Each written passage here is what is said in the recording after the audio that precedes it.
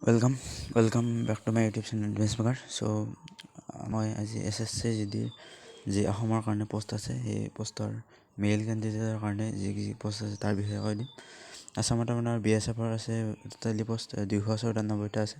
SCৰ কাৰণে 21টা আছে, STৰ কাৰণে 35টা আছে, OBCৰ কাৰণে 80টা, EWSৰ কাৰণে 29টা আৰু আনৰিজাৰ্ভৰ কাৰণে 129টা আছে। আপোনাৰ CISFত আছে 578টা পোষ্ট, SCৰ কাৰণে 40টা আছে, STৰ কাৰণে 69টা, OBCৰ কাৰণে 157টা, EWSৰ কাৰণে 58টা আছে আৰু URৰ কাৰণে 254, আনৰিজাৰ্ভৰ কাৰণে SSBত 172টা পোষ্ট আছে, SCৰ 12টা আছে, STৰ 21টা আছে, OBCৰ 47টা, EWSৰ 18টা আৰু আনৰিজাৰ্ভৰ কাৰণে 77টা পোষ্ট আছে।